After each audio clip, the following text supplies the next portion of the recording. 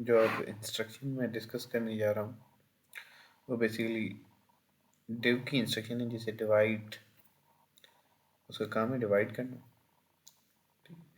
Div की instruction जो हमें जो रिटर्न करती है, मीन्स जो आउटपुट देती है डिव की इंस्ट्रक्शन, वो बेसिकली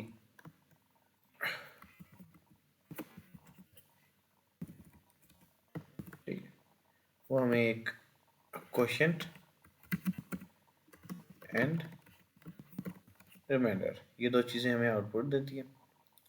ठीक, डिव की इंस्ट्रक्शन के दो टाइप्स हैं, एक basically by type div and were type division. By type और वाई टाइप डिवीजन, पहले हम बाई टाइप डिवीजन डिस्कस कर लेते हैं। बाई टाइप डिवीजन के केस में यह है कि आप डिव लिखें और इसे बाई टाइप डिवाइडर जो बेसिकली है वो एज ए ऑपरेंड दे दें। मीन्स डिव की इंस्ट्रक्शन में जस्ट हम एक ऑपरेंड प्रोवाइड करते हैं जो कि डिवाइडर है।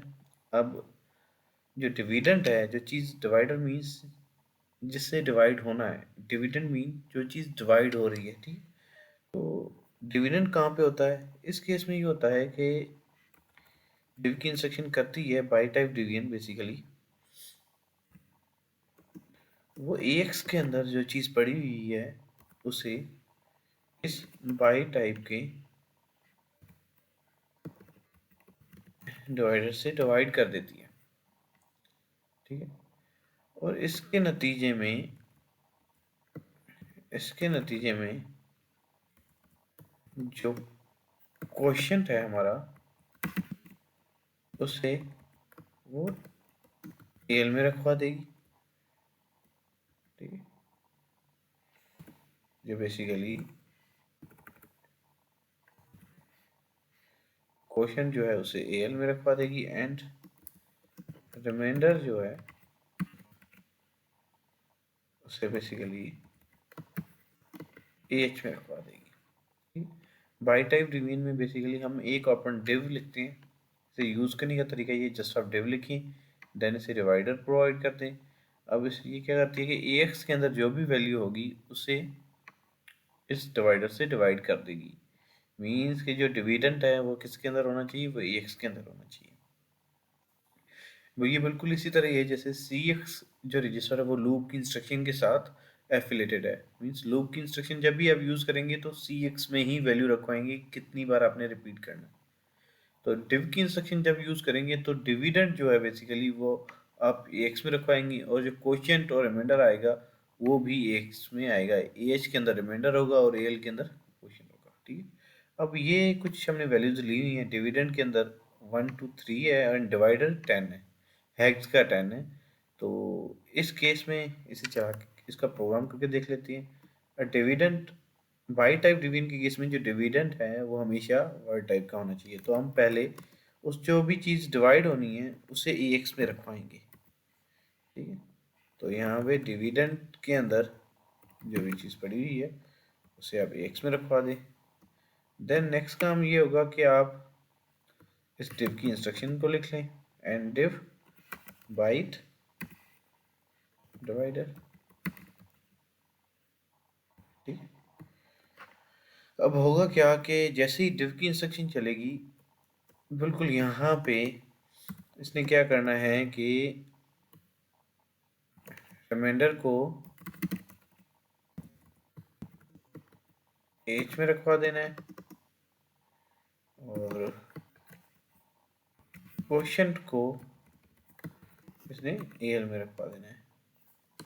मीन्स ये इसके फौरन बाद ए एच में क्या आ जाएगा?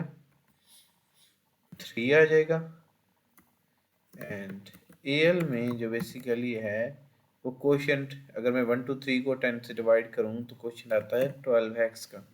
तो ये वैल्यू पड़ी होंगी ए एल और ए एच में। तो चला के वेरीफाई कर लेते हैं। ठीक है,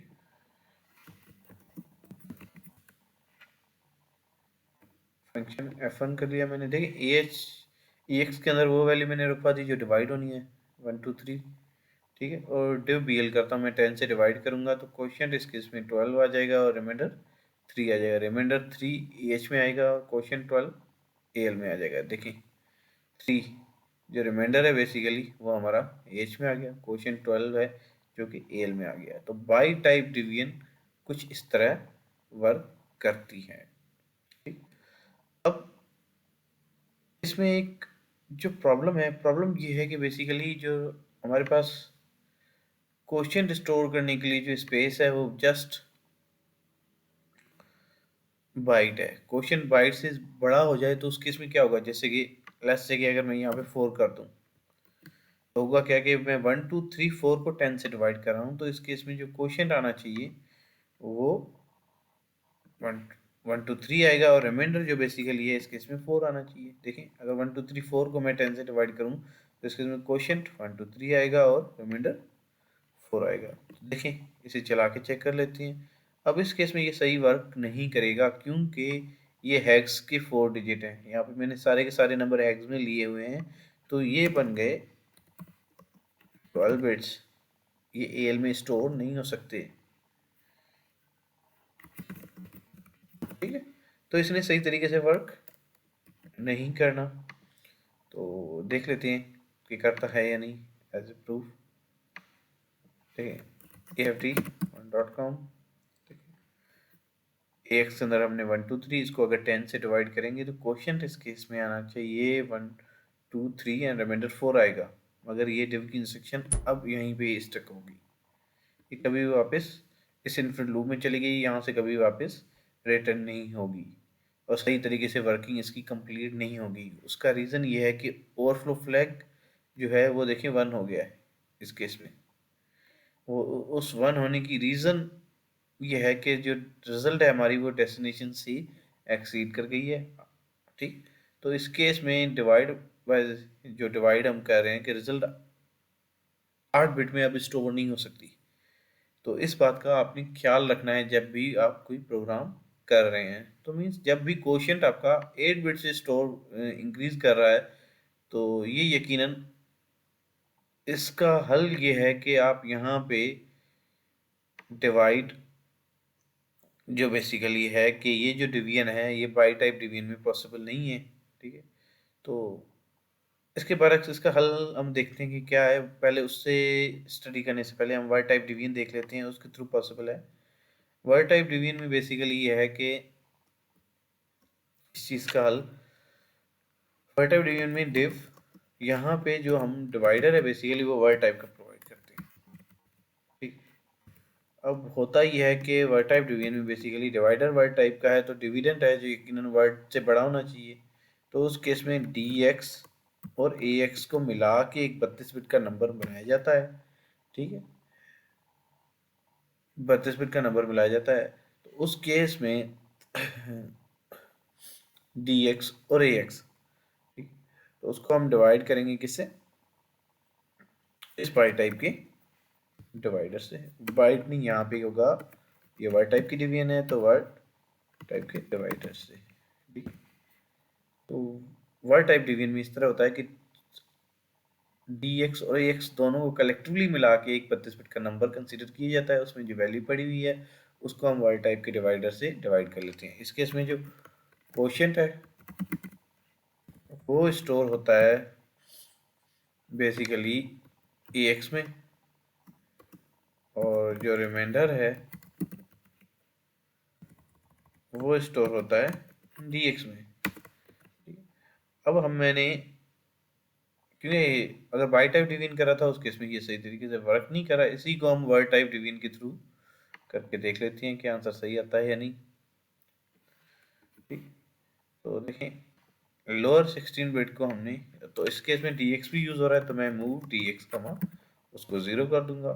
तो अब डी एक्स और ए एक्स को कलेक्टिवली मिला के डी एक्स और ए एक्स को कलेक्टिवली मिला के इन दोनों में जो चीज़ पड़ी होगी वो क्या है, वो 0 क्रॉस 1 2 3 4 पड़ा हुआ है। ठीक है, और यहाँ पे बाई डिवाइडर, अब इसको हमें वर्ड बाइट तो नहीं होगा, यहाँ पे वर्ड लिखना पड़ेगा। ठीक, तो इस डी डब्ल्यू को यहाँ पे db की जगह वर्ड कर देते हैं। ठीक है, अब ये डिवीजन पॉसिबल है। या इसका एक और हल भी है कि मैं यहाँ पे b रहने दूँ, इसको मैं, अगर ये डिवीजन मैंने करनी है तो मैं मूव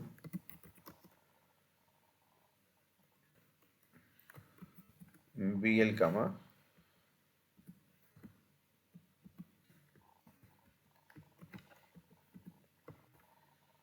और यहाँ पे मैं div bx करता हूँ।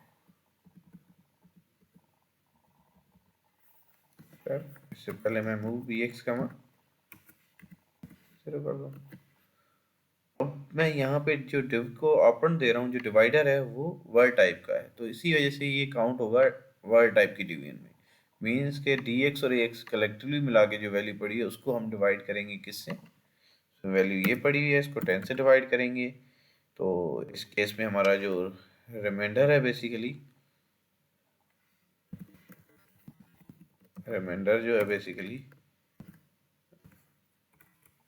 वो जो आ जाएगा वो 4 आ जाएगा एंड क्वेश्चन जो है वो 1 2 3 आ जाएगा।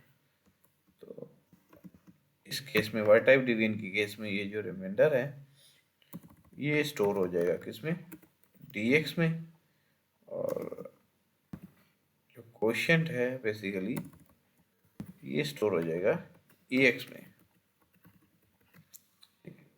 इसे चला के चेक कर लेते हैं।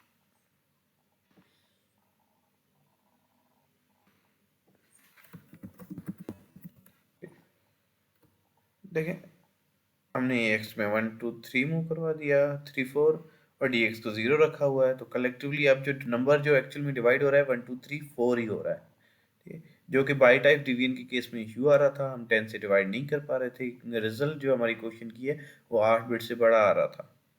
तो इस केस में जो क्वेश्चन है हमारा वो 16 बिट की साइज का है वर्ड टाइप डिवीजन के केस में, उसकी साइज जो उससे एलोकेटेड है ax में वो स्टोर हो सकता है। ठीक है, अगर वो पहले al में स्टोर नहीं हो सकता था।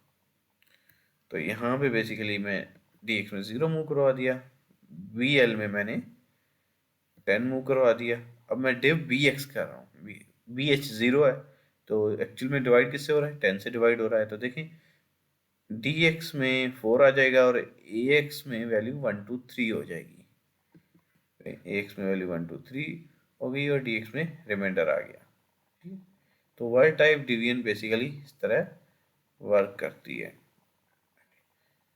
वैसे जो नॉर्मल फार्मूला है कि जो डिविडेंड है ये इक्वल होता है divider multiply by coefficient plus reminder. एक और एग्जांपल हम कर लेते हैं, लेट्स से कि एक टीडी टाइप का एक नंबर है 1 2 3 4 7 8 9 1 2 3 4 7 9 0, या फिर इसे कर लेते हैं f। ठीक है, अब इसको हम डिवाइड करते हैं इस DW वाले नंबर पे, तो इसको भी देख लेते हैं कि ये कैसे। अब इसको हमने डिविडेंड में क्या है 1 2 3 4 7 8 9 f, एक डी टाइप का एक वेरिएबल है जिसमें एक वैल्यू पड़ी हुई है, डिवाइडर में 1000 है। अब इसको हमने डिवाइड करना है और देखते हैं कि आंसर क्या आएगा। ठीक है, तो एक आसान सा तरीका है इसको करने का कि मैं जो हायर बाइट है इसकी वो dx में मूव करवाऊंगा और लोअर बाइट में ax में मूव करवाऊंगा।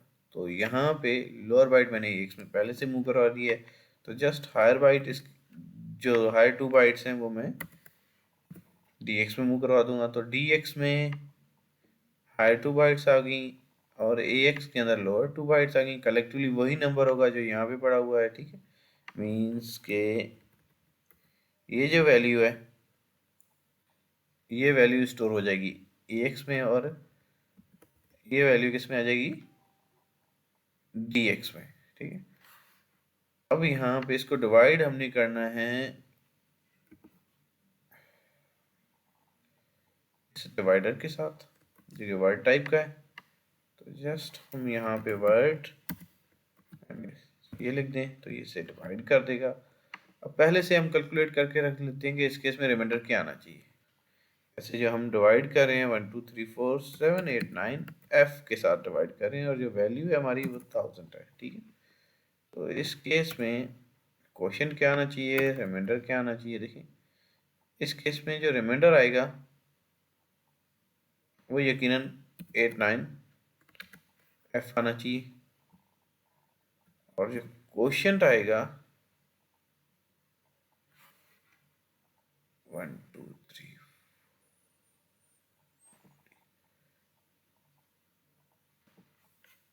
3 4 7। तो ये भी 16 बिट से बड़ा हो गया नंबर जो क्वेश्चन में स्टोर होना है। तो यहाँ पे भी इसने एरर देना, चला के चेक कर लेते हैं क्या इस केस में वो एरर दे रहा है या नहीं। इस केस में भी उसने एरर देना है।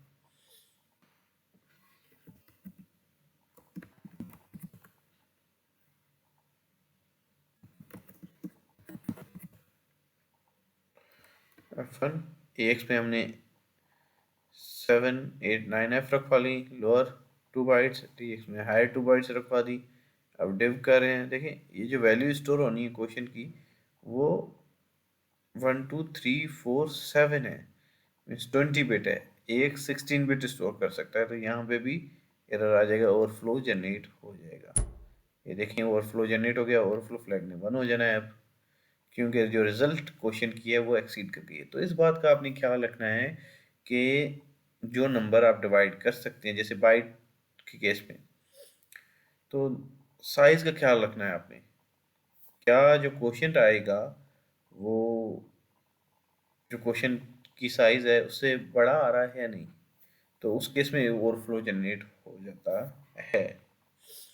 ठीक है, तो यहाँ पे जो नंबर है वो यकीनन, अगर मैं इसे इग्नोर कर दूं, ये 1 को यहाँ पे 1 हटा दूं, तो इस केस में अब जो क्वेश्चन आएगा वो 2 3 4 7 आएगा। ठीक है, तो इस केस में अब ओवरफ्लो नहीं जनरेट होगा। तो आप देख सकते हैं, मैं दोबारा चला के दिखा देता हूँ आपको कि इस केस में ओवरफ्लो जनरेट नहीं होगा। तो इस वैल्यूज का ख्याल आपने लाजमी रखना है कि क्वेश्चन जो आ रहा है उसकी साइज क्या होगी। देखें इस केस में अब रिमाइंडर में 8 9 एफ आ जाएगा और क्वेश्चन में 2 3 4 7 आ जाएगा, जो कि क्वेश्चन ए एक्स में स्टोर होगा, तो ए एक्स में 2 3 4 7 आ जाएगा।